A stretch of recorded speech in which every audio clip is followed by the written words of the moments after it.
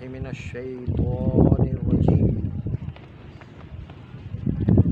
بسم اللہ الرحمن الرحیم الحمد للہ رب العالمین والصلاة والسلام علی اشرف الانبیاء والمرسلین وآلہ الطیبین الطاہرین المعصومین ولعنۃ اللہ علی اعدائہم اجمعین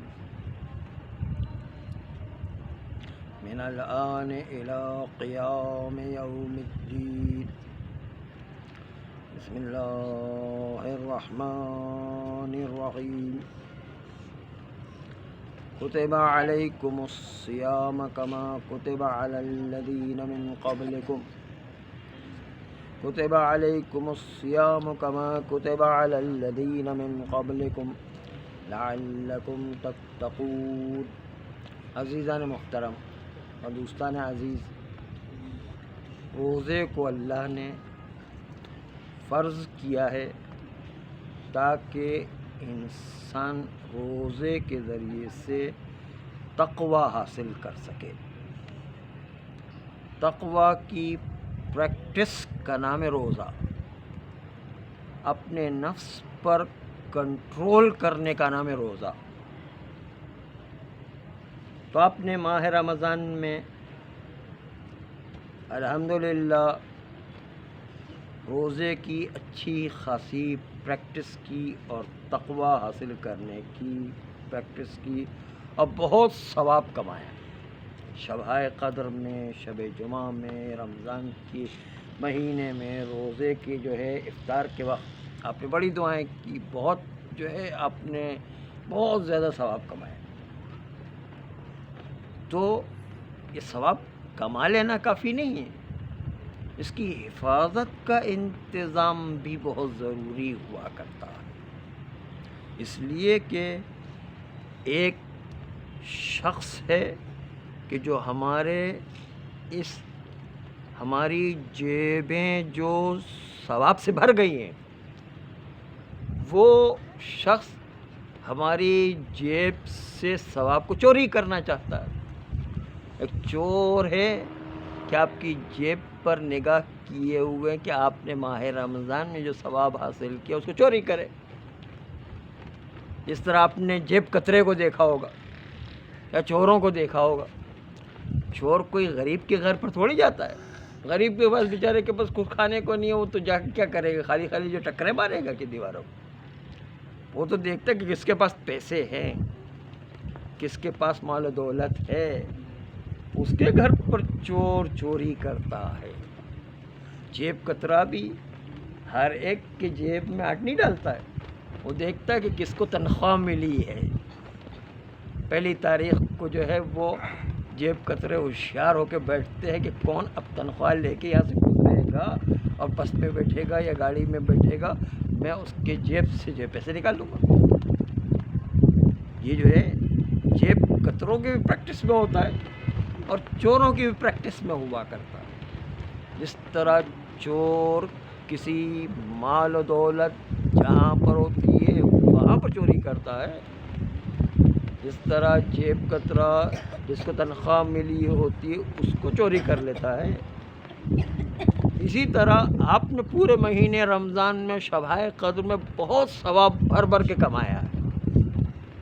آپ کی جیبیں ثواب سے بھری ہوئی ہے اس وقت، لیکن ایک چور آپ کے پیچھے بھی لگا ہوا ہے، اس چور کا نام ہے شیطان۔ وہ شیطان جو ہے آپ کی جیبوں پر بھی نگاہ کیے ہوئے کہ کس طرح اس کی جیب سے ثواب نکال کے لے جاؤں۔ ثواب جو ہے نکالنے کے لیے وہ ابھی تو رمضان میں تو بند ہے، جکڑا ہوا ہے، اس لیے ابھی آپ کو کچھ وہ بول نہیں سکتا ہے، لیکن رمضان سے چھوٹے گا تو پھر جتنا جو ہے کسی آدمی کو بدماش کو بند کر کے رکھا جائے، جب چھوٹتا ہے تو اور زیادہ جو ہے وہ شدت کے ساتھ جرم کرتا ہے۔ تو شیطان بھی ابھی اللہ نے اس کو زنجیر میں جکڑا ہوا ہے، لیکن جیسے عید کے دن آزاد ہوگا تو آپ سوچیں کہ آپ اپنی جیب کی حفاظت کس طرح کریں گے، آپ کی چوری نہ کر جائے. اس لیے کہ بہرحال شیطان ہمارے جیبوں کے ثواب کی طرف نگاہ کیے ہوئے کہ اس نے قسم کھائی ہوئی ہے لَأُغْوِيَنَّهُمْ أَجْمَعِينَ، میں بنی آدم میں سے ہر ایک کو قسم کھا کے کہتا ہوں گمراہ کروں گا. وہ تو قسم کھا کے بیٹھا ہوا ہے، اس لیے آپ کی جیب پر اس نگاہ کی ہوئے کہ کس طرح گمراہ کرنا. خالی وہ نیکیوں کو نہیں لے جاتا ہے، اصلا انسان کے ایمان کو بھی ختم کر دیتا، خدا وحدہ لا شریک کا عقیدہ ہی ختم کر دیتا ہے. وہ اتنا خطرناک جو ہے چور ہمارے پیچھے لگا ہوا ہے، ایسا چور ہے کہ ہمارے ایمانی کو لے کر کے چلا جائے گا اگر ہم نے حفاظت نہیں کی تو. فضیل ابن عیاض ایک بہت مشہور ڈاکو تھا. ڈاکو کی بات آ گئی، بہت مشہور ڈاکو تھا.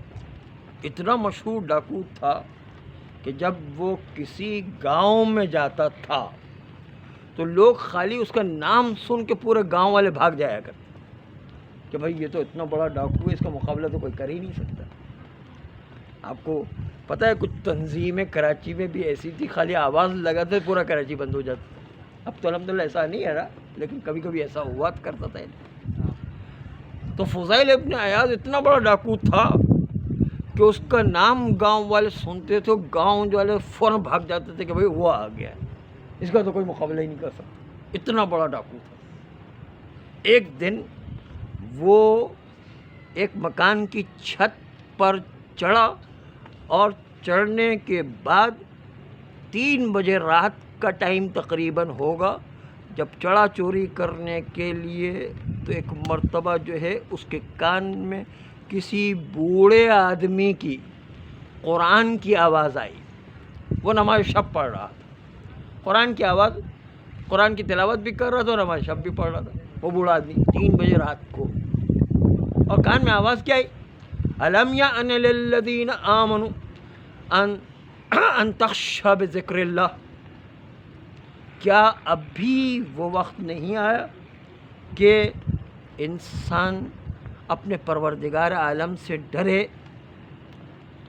یہ اس کے ذہن میں یہ آئے قرآنی ایسی جا کر کے لگی، اور اس نے وہیں چھت پر جا کے جو چوری کرنے کی نیت سے چڑھا تھا ایک دم توبہ کی کہ ہاں پروردگارا اب وقت آ گیا کہ تیرے نام سے خوف کھایا جائے، اور یہ کہہ کر چھت سے نیچے اترا ہے. اور اس نے توبہ کری، سچی توبہ کری. فضیل ابن عیاض نے سچی توبہ کری، اور وہ سچی توبہ کرنے کے بعد دل سے وہ مومن بن گیا، انتہائی متقی پرہیزگار. تاریخوں میں لکھا کہ بہت بڑے عرفاء میں گزرا ہے، بہت بڑے علماء میں گزرا ہے.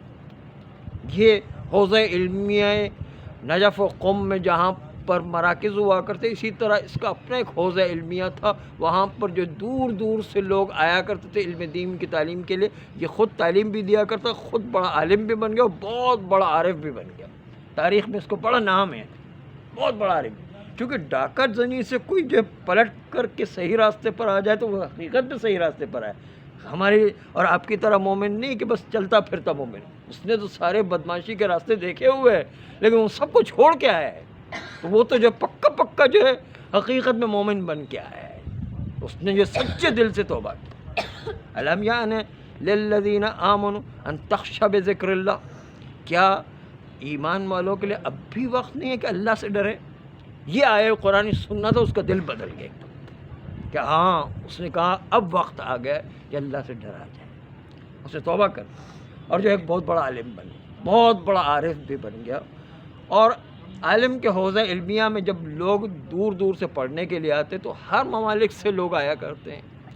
کوئی ہندوستان سے آتا ہے، کوئی پاکستان سے آتا ہے، کوئی حجاز سے آتا ہے، کوئی بحرین سے آتا ہے، کوئی لبنان سے آتا ہے. مختلف علاقے سے لوگ جمع ہوتے ہیں.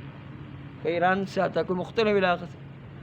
تو وہ سب مسافر ہوتے ہیں، ان کو جو درس دیا کرتا ہے. یہ ایک دن اس کے ایک شاگرد، اس کی طبیعت بہت خراب ہو گئی.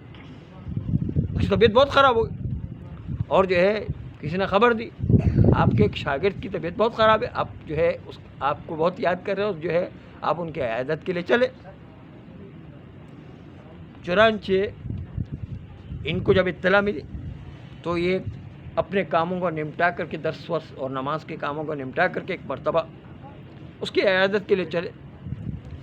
جب عیادت کے لیے گئے تو اس وقت جو ہے واقعاً اس کے شاگرد کی بہت بری حالت تھی، سمجھ لیں کہ نزا کے عالم میں، یعنی روح نکلنے والی تھی، سانس اکھڑنے والی تھی، ایسی ہی کیفیت تھی نزا کا، اور احتضار کی حالت ایسی ہی ہوا کرتی جیسے جان نکلنے والی ہے، روح نکلنے والی تھی۔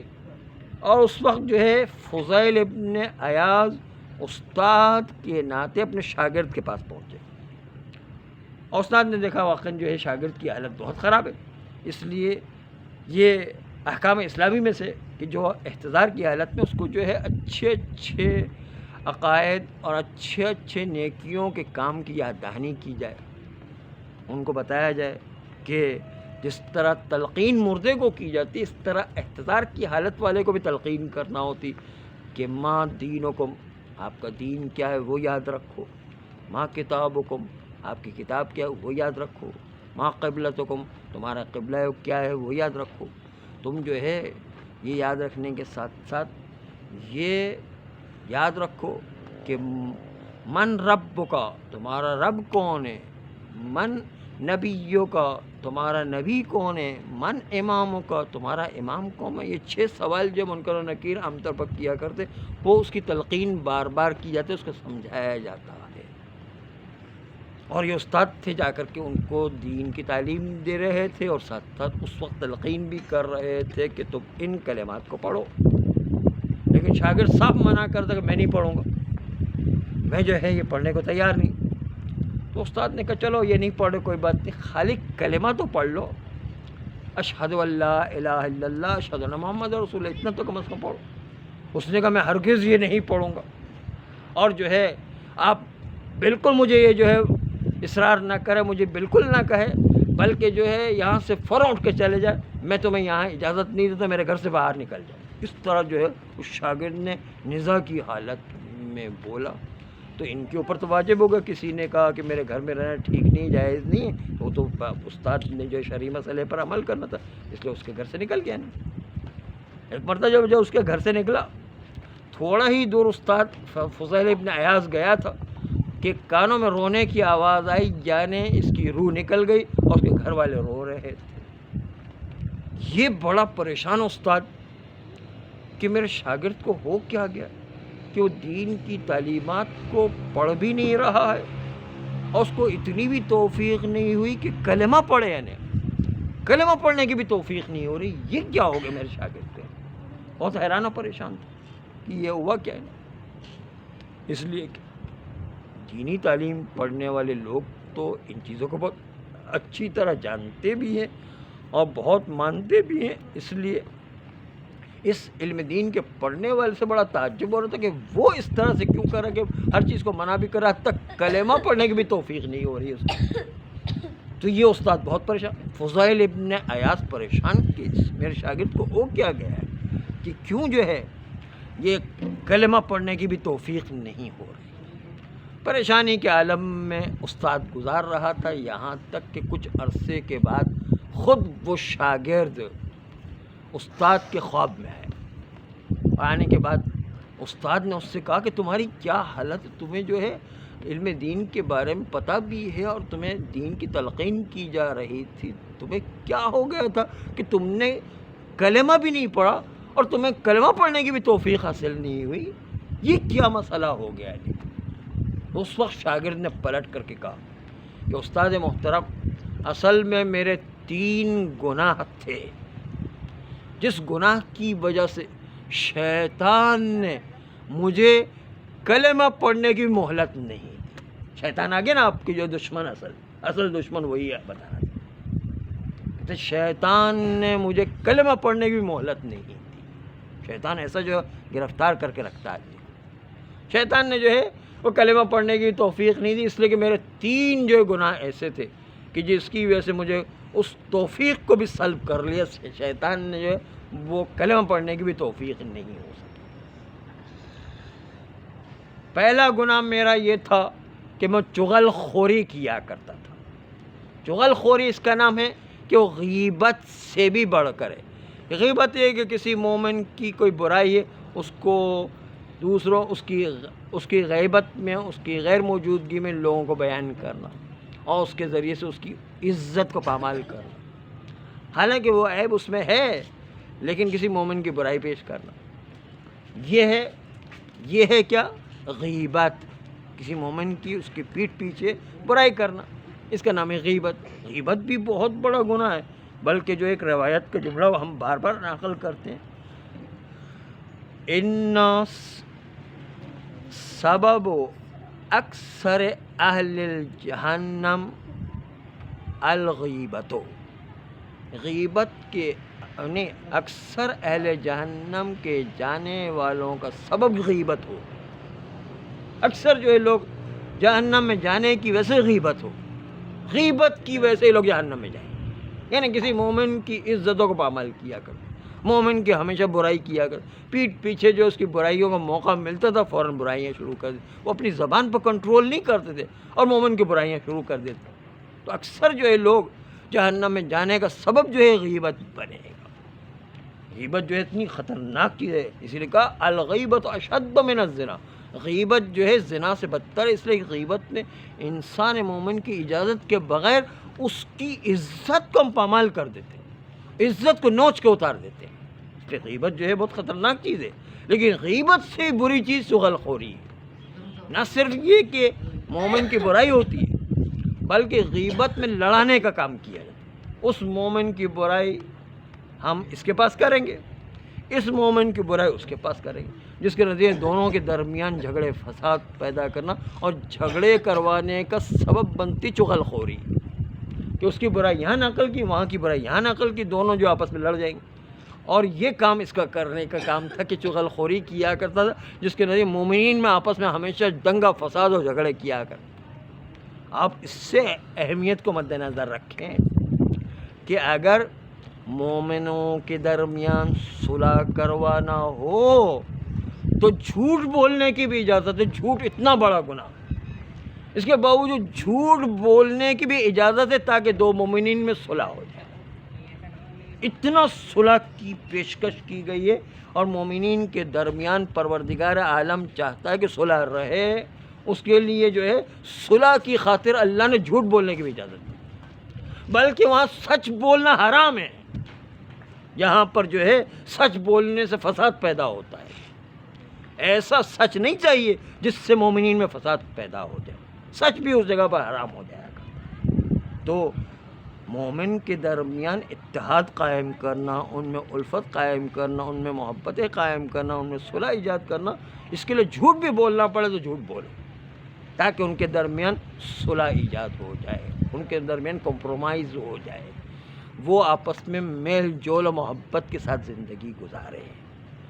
تو آپ دیکھیں کہ جب جو ہے صلح کروانا اتنا اہم ہے کہ جھوٹ بولنے کی اجازت ہے، تو چغل خوری تو وہ ہے کہ غیبت کے علاوہ مومنین کے درمیان لڑانے کا کام کر رہا ہے۔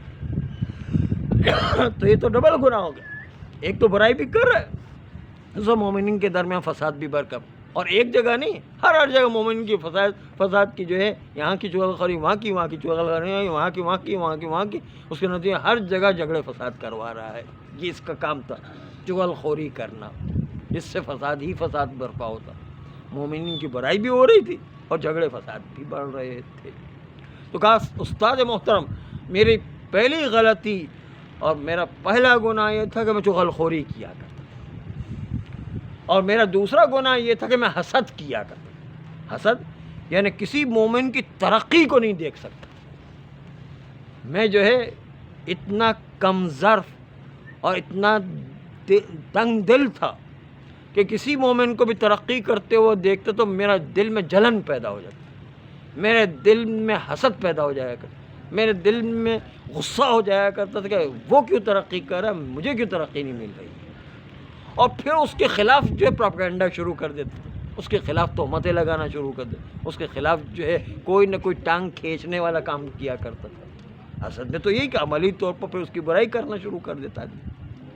اسد میں جو ہے دل میں بات نہیں رہتی، پھر جو ہے برائی کے ساتھ ساتھ وہ عملی طور پر اس کی ترقی کو روکنے کی کوشش کرتا ہے، اور یہ جو ہے بڑی خطرناک چیز ہے کہ مومن کی ترقی کو روک رہے، اپنی ترقی نہیں ہو رہی تو مومن کو بھی جو ترقی۔ ایک جو ہے حاسد تھا، اس نے یہ کہ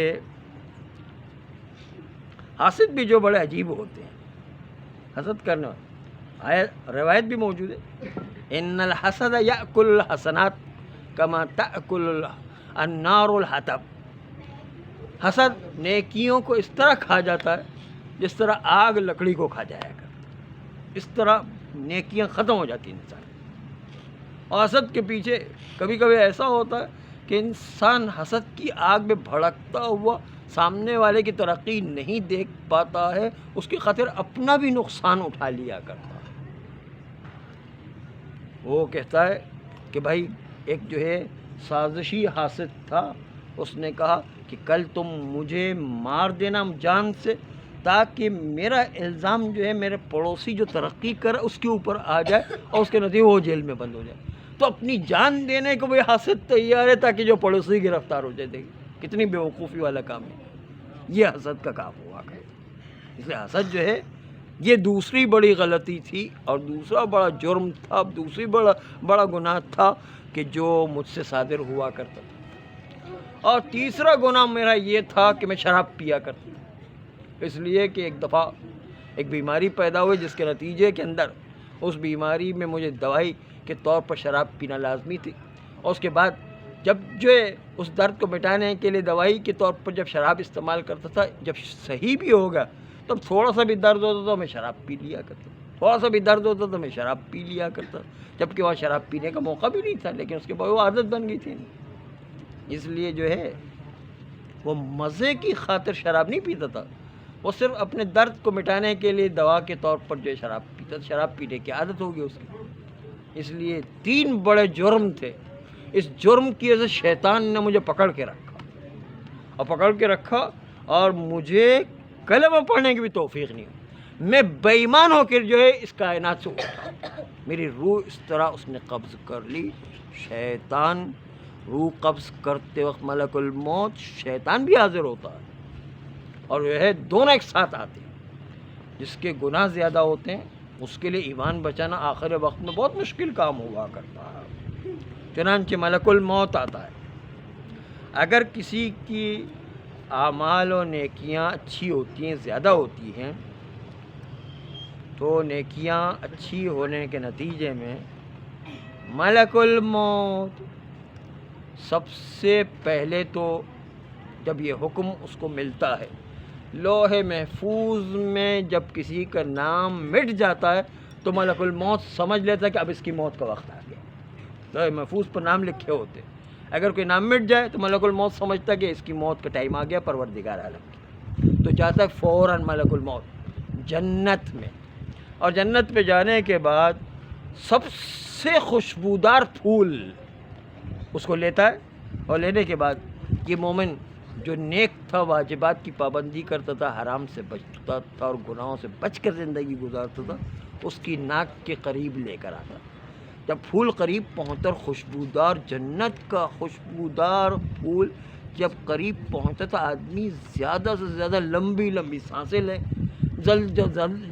لمبی لمبی جو ہے ناک سے سونگنے لگتا ہے، نہیں تو لمبا لمبا سونگنے کے نتیجے میں آہستہ آہستہ اسی پھول کو سونگنے کے نتیجے ناک کے ذریعے سے آہستہ آہستہ اس کی روح پھول میں جمع ہونے لگی، اور پوری روح جب پھول میں جمع ہو جاتی تو ملک الموت خوشبودار پھول سنگا کے اس کی روح کو نکالتا ہے اور اس پھول کو لے جا کر وادی السلام میں گاڑ دیتا ہے، اور اس طرح اس کی روح آرام سے نکل جائے گی۔ اس کو پتہ بھی نہیں چلتا کہ کب میری روح نکل گئی، سانس لیتے لیتے اس کی روح نکل جائے، خوشبو سونگتے سونگتے اس کی روح نکل جاتی ہے۔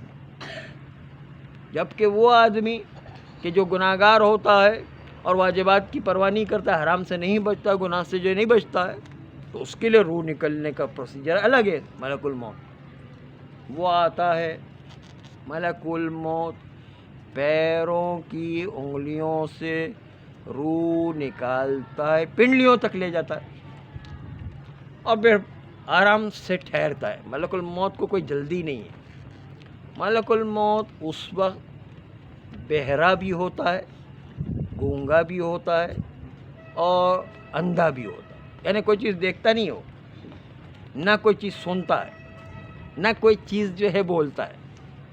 اس کو مرنے والا کہتا ہے مجھے بہت درد ہوتا ہے، وہ سنتا کچھ نہیں ہے، وہ اپنے کام میں مشغول رہتا ہے۔ ملک الموت کو نہ کوئی سنائی دیتا ہے، نہ کوئی بولتا ہے، نہ کوئی جو چیز دکھائی دیتی، وہ کسی کی بات نہیں سنتا ہے۔ وہ اللہ کی طرف سے جو حکم آئے گا روح قبض کرو تو روح قبض کرنے کا کام میں مشغول رہتا ہے۔ چنانچہ اس کو کہا گیا کہ آہستہ آہستہ روح قبض کرنا ہے۔ چنانچہ پیروں کی انگلیوں سے روح نکال کر پیر کی پنڈلیوں کے اندر روح لا کے چھوڑ دیتا ہے، پھر وہ آرام کرے۔ ملک الموت کو کوئی جلدی نہیں۔ تھوڑی دیر کے بعد پھر روح کو نکالتا ہے، پھر گھٹنوں تک روح لے کر آتا ہے، پھر تھوڑی دیر گزرنے کے بعد گھٹنوں سے روح نکال کر کے ران میں لے کر آتا ہے، پھر تھوڑی دیر گزرنے کے بعد روح کو نکالنے کے بعد رانوں سے پیٹ میں روح کو لے کر آ جاتا ہے، پھر تھوڑی دیر گزرنے کے بعد روح کو نکالنے کے لیے پیٹ سے سینے تک روح لے کر آ جاتا ہے، پھر جو ہے تھوڑی دیر گزرنے کے بعد روح نکالنے کے لیے وہ سینے سے گردن کی ہڈی جس کو ہنسلی کہتی ہے، ہنسلی کی ہڈی تک لے کر آ جاتا ہے۔ ملک الموت کو کوئی جلدی نہیں ہے۔ جب آدمی کی روح نکالے جا رہے تھے، روح نکالتے وقت انسان کو اتنی تکلیف بھی ہو رہی ہوتی ہے اور ساتھ ساتھ انتہائی شدید پیاس لگ رہی ہوتی ہے، بہت شدید قسم کی پیاس کے عالم اس کا برا حال ہوتا ہے۔ پیاس والا واقعے کے ساتھ ساتھ وہ ہم نے پانی کے پیالے والا واقعہ تو بیان کیا، خالی شیطان پانی کا پیالہ نہیں لاتا ہے، اس کے ساتھ ساتھ اگر کوئی آدمی دنیا میں کسی بھی مادی چیز سے اپنا دل لگا کے بیٹھا ہوا، جیسے ایک بہت بڑی کوٹھی بنائی ہے، اس کا سارا دل اس کے اندر پڑا ہوا، تو اب شیطان آئے گا، کہے گا کہ تمہیں اگر یہ کوٹھی بچانی ہے، وہ کودال لے کر آئے گا یا بلڈوزر لے کر آئے گا اور کہے گا کوٹھی بچانی ہے تو تم مجھے خدا مان لو، میرا سجدہ کرو۔ وہ شیطان آئے گا، کہے گا مجھے خدا مانو، میرا سجدہ کرو، ورنہ میں تمہاری یہ کوٹھی گرا کے رکھ دوں گا۔ کبھی یہ کوٹھی، کبھی پانی کا پیالہ وہ اس دن پیش کیا تھا، اس لیے دوبارہ اس کو نہیں پیش کرا، آج جو ہے وہ کوٹھی کو پیش کر۔ کوٹھی کبھی جو ہے جوان بیٹے سے محبت ہے، جس سے سارا وہ بڑھاپے کے کمر کا سہارا ہے، اس جوان بیٹے کی گردن پر خنجر رکھ کر آئے گا، کہے گا کہ میرا کلمہ پڑھو ورنہ اس تمہارے بیٹے کو ذبح کر دوں گا۔ شیطان کہے گا اگر بیٹے سے اتنی محبت ہے، انسان کو خود کو تولنا کہ بیٹے سے زیادہ محبت ہے یا اللہ کی توحید سے زیادہ محبت، اپنے ایمان کو بچانا زیادہ مهم ہے۔ اگر دنیا میں بیٹے سے محبت کی، اللہ سے محبت نہیں کی، تو وہاں پر بھی یہی ہوگا کہ ہم جو اللہ کے کلمے کے بجائے شیطان کا کلمہ پڑھ لیں گے، اور ہمیں توفیق ہی نہیں، اس لیے کہ ڈر رہے کہ وہ ہمارے بیٹے کی، جوان بیٹے کی گردن پر چھری پھیر دے گئے۔ اس سے بچنے کے لیے ہم کہیں گے ہاں چلو ہم تمہارا کلمہ پڑھتے ہیں، اور وہ جو ہے وہ ہمارے بیٹے کو بچا لو۔ کبھی ماں کے پاس آئے گا چھوٹا سا بچہ جو دودھ پیتا، اس کو جو ہے وہ گلا دبانے کے لیے شیطان آئے گا کہ ہمارا کلمہ پڑھو ورنہ تمہارے چھوٹے بچے کو جو ہے گلا دبا دیں گے۔ تو جس سے سب سے زیادہ محبت ہوتی ہے، سب سے زیادہ طلب ہوا کرتی ہے، اسی کو شیطان لے کر آتا ہے۔ اگر جو ہے دنیا میں اس نے دنیا کے اندر دل لگایا اور آخرت کی طرف توجہ نہیں دی، اپنے گناہوں کی طرف توجہ نہیں دی، تو شیطان اسی محبت والی چیز کو لے کر آئے گا جس سے سب سے زیادہ انسان کو محبت، اسی پر چھری پھیر دے گا۔ کبھی پانی اور پیاس کی مثال پیش کی، کبھی کوٹھی کی مثال پیش، کسی کو جو ہے اپنے قالین سے بڑی محبت ہو جاتی، وہ قالین لے کر آئے گا، جو ہے ماچس کی تیلی لگا کے آگ دکھائے گا کہ اگر تم نے میرا کلمہ نہیں پڑھ تو ابھی تمہارے اس قالین کو آگ لگا دوں گا۔ جس سے جس کو زیادہ محبت ہوتی وہ چیز شیطان لے کر آتا ہے، اور وہی امتحان ہوا کرتا ہے آخری مرحلے۔ اسی لیے کہا گیا کہ دعا عدیلہ پڑھا کرو۔ عدیلہ یعنی شیطان کو دور کرنے والی دعا۔ دعا عدیلہ مختصر، بہت ساری دعائیں عدیلہ، لیکن سب سے مختصر دعا یا اللہ یا رحمان یا رحیم یا مقلب القلوب ثبت قلبی علی دینک۔ اے رحمان و رحیم، اے اللہ، یا اللہ یا رحمان و رحیم یا مقلب القلوب، اے دلوں کو بدلنے والے، ثبت قلبی علی دینک، ہمارے دل کو اپنے دین پر باقی رکھ۔ یہ دعا عدیلہ ہے، سب سے مختصر سی دعا ہے۔ یہ جو ہے اس سے آخری مرحلے میں انسان بچتا ہے۔ لیکن خالی دعائیں بھی کام نہیں آتی ہیں، دعاؤں کے ساتھ ساتھ انسان کو گناہوں سے بچنا بھی ضروری ہے۔ اگر گناہوں سے نہیں بچے، خالی دعا پڑھے تو خالی دعا اثر نہیں کیا کرتی، پھر وہ شیطان اپنا عمل کرے گا نہیں۔ تو اصل چیز ہے گناہوں سے بچنا، واجبات کی پابندی کرنا اور حرام سے بچنا۔ جو واجبات کی پابندی کرے گا، حرام سے بچے گا، تو آخری مرحلے میں اپنے ایمان کو بچانے میں کامیاب ہو جائے گا۔ اور وہ کہے گا دنیا کی کوئی بھی چیز قربان ہوتی ہے، قربان ہو جائے، میں اللہ وحدہ لا شریک کے کلمے کو نہیں چھوڑوں، کیونکہ دنیا میں مضبوط رہا ہے نا۔ اس لیے اس شیطان کو بھی ایسے ہی جواب دے، کہا تم کچھ بھی کر لو، میں اللہ کی توحید اور اللہ کے کلمے کا انکار نہیں کر سکتا ہوں، چنانچہ تمہیں جو کرنا ہے کرو، چاہے میرے بیٹے کو ذبح کرنا کرو، میرے فرش کو جلانا جلاؤ، میری کوٹھی کو جو آگ لگانا آگ لگا دو، میرے چھوٹے بچے کو گردن دبا کے مار دو، میں اللہ کی توحید کو نہیں چھوڑ سکتا۔ جب اتنی ہمت ہوگی تب وہ شیطان کے مقابل میں کامیاب ہو۔ وہ کب ہوگی؟ جب انسان دنیا میں واجبات کی پابندی کرتا ہو، اللہ کو اہمیت دے رہا ہوگا، واجبات کی پابندی، حرام سے بچتا ہوگا، تب کہ اللہ کو دنیا میں اہمیت دے گا تو اس وقت جو امتحان میں کامیاب ہوگا، ورنہ جو کامیاب ہونا بڑا مشکل ہے۔ اپنے ایمان کو سنبھالنا شیطان کے مقابلے میں کوئی آسان کام نہیں ہے اس وقت، اور اتنے بڑے بڑے امتحان لے گا وہ۔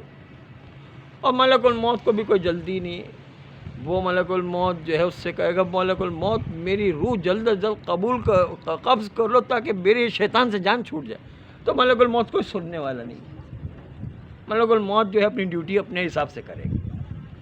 جہاں اس نے شیطان کا کلمہ پڑھا اور کہا کہ ٹھیک ہے میرے بیٹے کو ذبح نہیں کرو، میں تمہارا کلمہ پڑھتا ہوں، تمہاری توحید، تمہارے جو ہے تمہاری خدائی کو مانتا ہوں، تمہارے سامنے سجدہ کرتا ہوں، جیسے ہی اس نے سجدہ کیا اس کے نتیجے شیطان یہ کہہ کر بھاگتا ہے انا بری منک، میں تم سے بیزار ہوں، تم سے بری ہوں، ارے میں تو خود اللہ سے ڈرتا ہوں، میں تمہیں کیا بچاؤں گا، یہ کہہ کر بھاگے گا۔